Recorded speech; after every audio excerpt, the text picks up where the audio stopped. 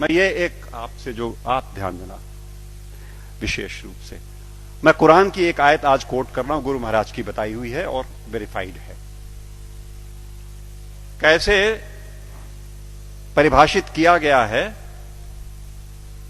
खुदा को और कैसे परिभाषित किया गया है परमात्मा को। How similarly in Ved and in Quran परिभाषित करे अल्लाह ताला की, परमात्मा की, परवरदिगार की, खुदा की परिभाषा हुवल अव्वल हुवल आखिर हुवल जाहिर हुवल बातिन व हुवा वकुल्ल शैइन अलीम। हुवल अव्वल, he is the first, there is nothing before him. हुवल अव्वल, हुवल आखिर, उसके बाद कुछ नहीं होगा। वो परवरदिगार वो है जिसके आगे कुछ नहीं होगा, उसके आगे कुछ है नहीं। हुवल जाहिर, जितना दिखता है वो सब वही है। हुवल बातिन, जो हमें दिखता है वही थोड़ी है। चंद्रमा का पिछला हिस्सा नहीं दिखता तो क्या है नहीं? तो जो तुम्हें नहीं दिखता लेकिन है वो भी वही है।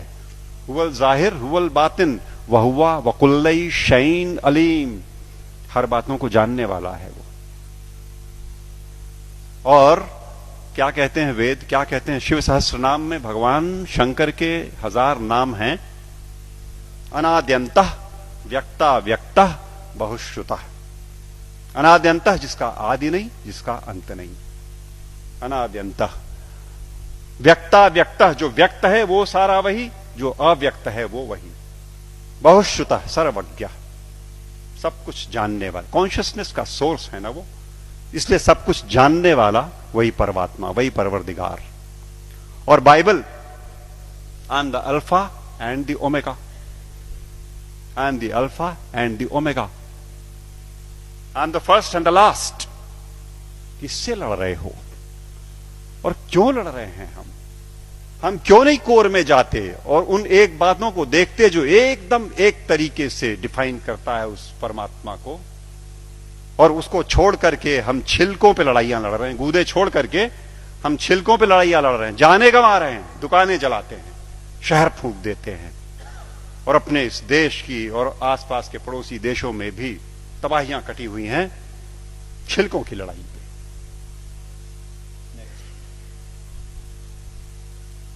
सूफी फकीर कहता है अन अल हक, ट्रांसलेटेड इट मीन्स अहम ब्रह्मास्मि, आई एम द सेम।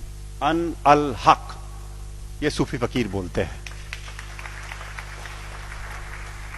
लेकिन हम हैं कि लड़ने से बाज नहीं आने वाले। हम हैं वो इसे नहीं सुनेंगे, न मानने को तैयार होंगे।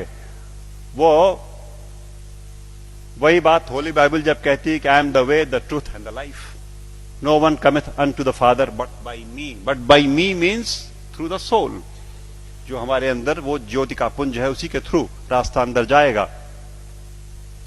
एक बात और, वेद कहते हैं न तस्य प्रतिमा अस्ति यस्य नामा महद्यशः, उसकी परवरदिगार की कोई मूर्ति नहीं बन सकती। वेद कहते हैं निराकार ब्रह्म को जब परिभाषित करते हैं तो कहते हैं न तस्य प्रतिमा अस्ति यस्य नामा महद्यशः।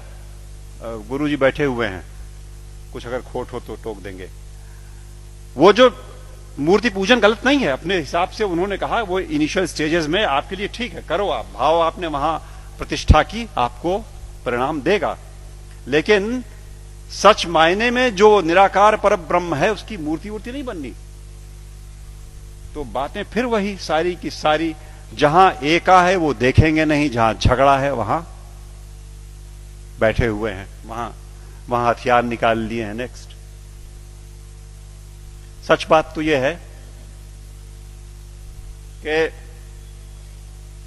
आज की दिक्कत यह है कि यह अधर्म जो है ये धर्म के रूप में चला आया है। समस्या ये हो गई, जो नहीं करने लायक बातें हैं उन्हें हम मानते हैं कि ये धार्मिक है। सती प्रथा थी कभी इसी देश में ना, 6 साल की बच्ची का ब्याह कर दिया, उसे शादी पता नहीं, गुड़िया गुड्डी खेलती हुई, और वो बैठी और मिठाई खा करके बीवी बन गई, पत्नी हो गई। और बगल के गांव का लड़का 8 साल का किसी बीमारी में चला गया, अब ये सती हो गई। अब इसे चढ़ा दो किसी ढेर सारे लकड़ी के ढेर पे और लाठियों से पीट के और ढोल ढपाटे मचाते हुए सती कर दो। पागलपन। It was never a prescription of any of the religions that we have. लेकिन वो एक बार धर्म मान लिया लोगों ने तो अपनी बेटियों को जला दिया। दिक्कत तब है जब देश में अधर्म धर्म का लबादा ओढ़ के आता है, लड़ाई लंबी हो जाती है। हम उसे धर्म मानते हैं जो अधर्म है। अभी चल रहा है, मैंने कैंपेन किया जबलपुर में, एंटी क्रैकर कैंपेन। दिवाली पे मर्यादा पुरुषोत्तम भगवान राम के आगमन के नाम पे ये देश विश्वनाथ जी 6,000 करोड़ रुपए का बारूद अपने आसमान में भरता है। 6,000 करोड़ का बारूद उस देश में जहां दिवाली के दिन करोड़ों के हाथ में एक बताशा नहीं और एक दिया नहीं। अधर्म। जुआ खेलते हैं, शराब पीते हैं, दिवाली में लक्ष्मी जी प्रसन्न हो जाएंगी जुआ खेलने से। What a madness is that. लेकिन चल रहा है।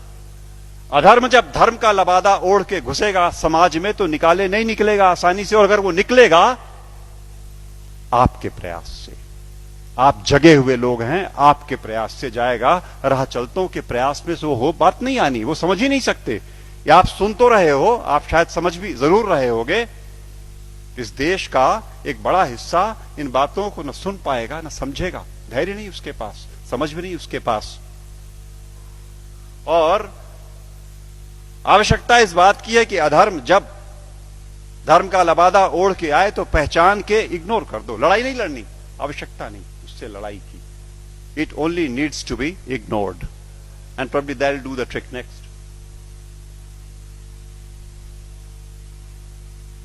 सच बात तो यह है कि हम, जैसा मैं कह रहा था, कि हम छिलकों की लड़ाई में लगे हुए हैं, गूदे की ओर ध्यान नहीं दे रहे। और मेरे घर पे मैं शाम को आसपास के मोहल्ले के गरीब बच्चों को पढ़ाता हूं, थोड़े से। उन्हें रोज एक टॉफी एक बच्चे को देता हूं, उनको इनकरेज करने को कि वो आए। और वो अब जाके थमा है कुछ दिनों पहले, वरना रोज का झगड़ा था। एक टॉफी लाल रैपर में, हरे रैपर में, पर्पल रैपर में। वो मुझे लाल चाहिए सर, मुझे हरी वाली चाहिए। लड़ने पे आमादा आपस में। और जिसे हरी मिल गई वो उछलता है, अंदर बिल्कुल एक चीज, लेकिन वो रैपरों की लड़ाई में परेशान। हमारा सारा देश आज इस धार्मिक रैपर की लड़ाई में गुथा हुआ।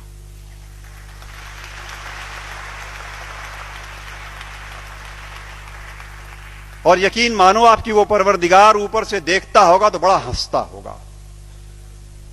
ये मनुष्य मेरा इंटीग्रिटी और मेरा कंपैशन लेकर के पृथ्वी पर मेरे नुमाइंदे बन करके इन रैपर्स पे उलझे हुए लड़ रहे हैं। और ये मेरे घर की छत के बच्चे तो चलो खाली आवाज कशी करते हैं, यहां तो चाकू लगा देते पेट में, यहां तो जान मार देंगे, दुकानें जला देंगे, शहर लूट लेंगे उन रैपर्स की लड़ाई में। कब तक चलेगा मित्रों? सच बात तो यह है, मैं हल्का महसूस कर रहा हूं आज आपके बीच में ये बातें कह करके। मैंने ये बोझ उतार करके आपके कंधे पे डाला। आज मैं अकेला था ये बात बोलने को। आज के बाद आप सबके ऊपर ये जिम्मेदारी है कि आप एक बार रुको, ठहरो, सोचो, जागरूक हो और जागरूक करो औरों को, वरना ये देश की तबाही ऐसे ही चलती रहेगी। नेक्स्ट।